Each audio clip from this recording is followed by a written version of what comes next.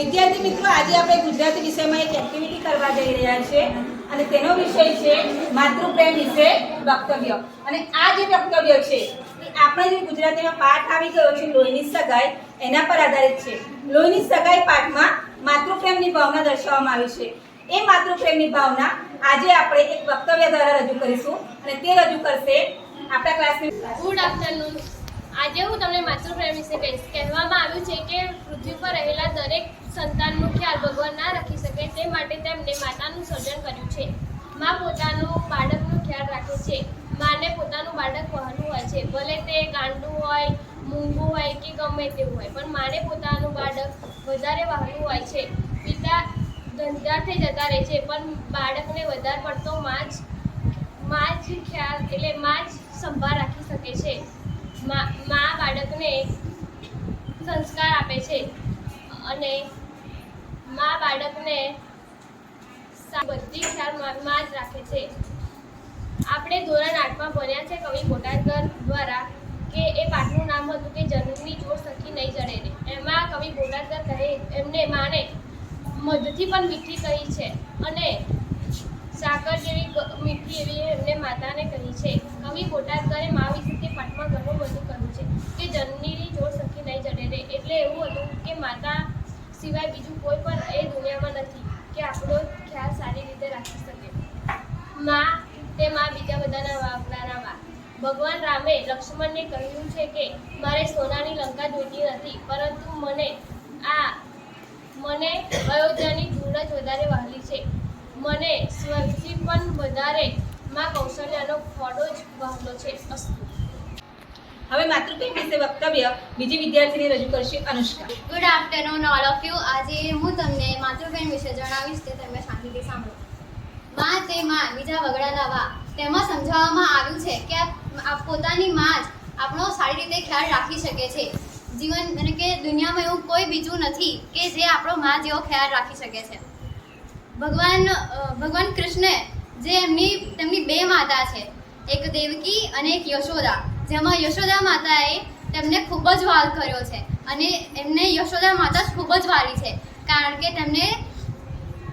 તેમણે કૃષ્ણનું ભરણ પોષણ કર્યું છે. અને માતા પોતાનો સંતાન ગમે તેવો હોય, પણ માતાને પોતાનો સંતાન વહાલો હોય છે, કારણ કે માતાનો પ્રેમ નિસ્વાર્થ હોય છે.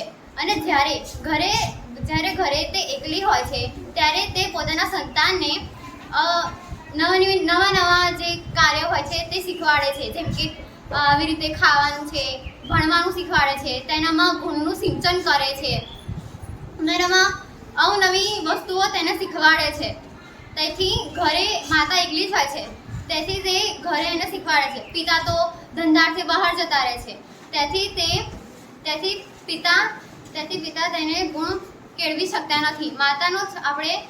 માતા આપણે સંસારમાં એક રળિયામણી ગણી છે, તે સ્વર્ગથી પણ ચડિયાતી છે. માતા આપણને ખૂબ જ વહાલ કરે છે. એ નિસ્વાર્થપણે તે પોતાનો તન મન ધન બધું આપણને સમર્પિત કરી દે છે. માતાને ભલે દુઃખ હોય, પણ તે પોતાના સંતાનને કે ઘરના કોઈને કહેતી નથી, પરંતુ તે એકલી ખૂણામાં બેસીને રડે છે, પણ કોઈને કહે નહીં. જેમ આપણે 8મા ધોરણમાં જેમ આપણે ભણ્યા છે કે જનનીની જોડ સખી નહીં જડે રેલો, એમાં કવિએ એમના માતૃપ્રેમ વિશે જણાવ્યું છે કે માતાનો જે બોલ હોય છે તે મધથી પણ મીઠા હોય છે. અને જ્યારે તે રડે છે ત્યારે વરસાદમાંથી આમ એના જે વાદળમાંથી જે વાદળીઓ વરસતી હોય તેવું ગણે છે. તેથી માતાનો પ્રેમ જગમાં ચડિયાતો છે અને આપણે કોઈ દિવસ માતાને પ્રેમ ભૂલવો ન જોઈએ. એમનો પ્રેમ નિસ્વાર્થ હોય છે. હવે માતૃપ્રેમ વિશે વક્તવ્ય રજૂ કરશે સાક્ષી. Good afternoon. હું માતૃપ્રેમ વિશે જે કાંઈ કહું એ તમે શાંતિથી સાંભળો તેવી મારી નમ્ર વિનંતી. માતાનો દરજ્જો આ જગતમાં સૌથી ઊંચો છે. માતા આપણને શીખવાડે છે, માતા આપણું ભરણ પોષણ કરે છે. પિતા તો ધંધાથી જતા રહે છે, પણ માતા જ આપણને કેળવણી આપે છે. માતા આપણને અભ્યાસક્રમમાં પણ મદદ કરે છે. માતા પોતે ભૂખી રહીને આપણને ખવડાવે છે. માતા સંસ્કાર આપે છે. માતા આપણને નવા કપડાં લઈ આપે છે. આપણે જોઈતી ચીજ વસ્તુઓ ગમે તે આપણને જોઈએ તે માતા આપણને આપે છે. અને માતા આપણે બીમાર હોઈએ ત્યારે માતા રાત દિવસ એક કરીને આપણને સાચવે છે. માતા દરજ્જો આપ્યો છે. માતા આપણને બધી ચીજ વસ્તુઓ લઈ આપે છે. માતા આપણને સંસ્કાર આપે છે. માતા આપણી સારી સંભાળ રાખે છે. માતા આપણને અભ્યાસક્રમમાં, વાંચવામાં, લખવામાં,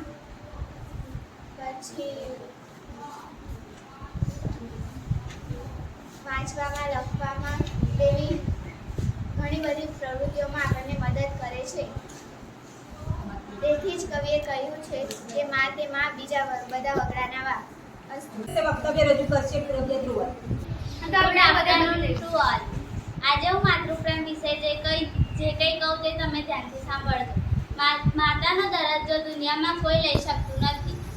કવિ પોતાતરે કહ્યું છે કે માં તે માં, બીજા વગડાના વા. આજે હું તમને માતૃપ્રેમ વિશે કહું છું તે તમે શાંતિથી સાંભળજો. માં તે માં, બીજા બધા વગડાના વા. આપણે જાણીએ છીએ કે માં આપણી સૌથી શ્રેષ્ઠ મિત્ર છે. દુનિયામાં સૌથી ઊંચો દરજ્જો માતાને આપવામાં આવે છે.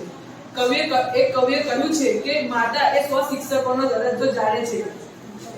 જો બાળક રાતે પથારી ભીની કરે તો પણ માતા તેને સૂકામાં સુવડાવે છે, પણ તે પોતે ભીનામાં સૂવે છે.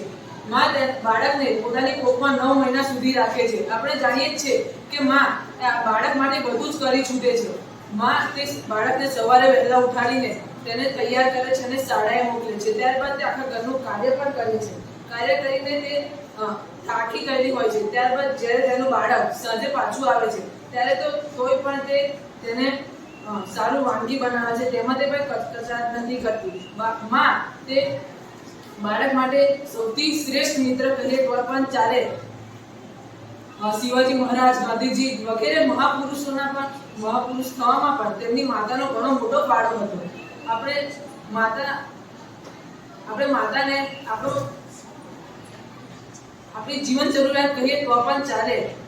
તો માતા એ આપણી શ્રેષ્ઠ મિત્ર છે. તો આપણે આપણી માતાની જાળવણી કરવી જોઈએ. આપણે આપણી માતા જ્યારે વૃદ્ધ થાય તો પણ આપણે તેમનો સાથ છોડવો જોઈએ નહીં. વક્તવ્ય રજૂ કરશે વંશરાજ. આજે હું તમને જે વિષય પર વાત કરું તે તમે સાથે સાંભળજો.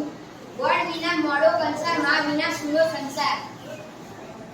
માતા પોતાના સંતાન માટે બધું જ કરી છૂટે છે. માતાનો દરજ્જો જગતમાં સૌથી ઊંચો હોય છે. પ્રસૂતિની અસહ્ય પીડા માં જ સહન કરે છે. માતા પોતાના બાળક માટે સવારે વહેલી ઉઠીને ટિફિન બની આપે છે. સવારે તેને ઉઠાડે છે, તેને રેડી કરીને સ્કૂલ મોકલે છે.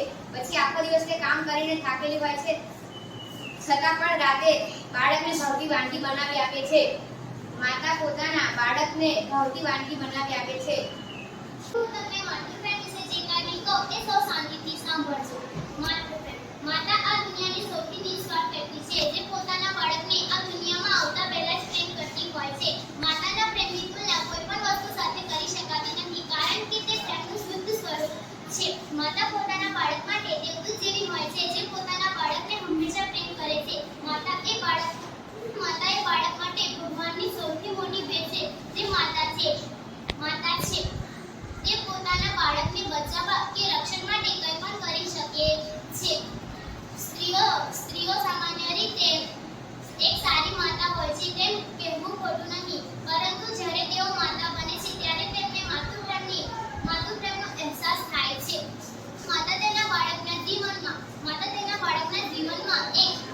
એક સારું માર્ગદર્શન અને તેના પ્રથમ મિત્ર બનવાથી લઈ એક સારું માર્ગદર્શન સુધીની ભૂમિકાઓ ભજવે છે.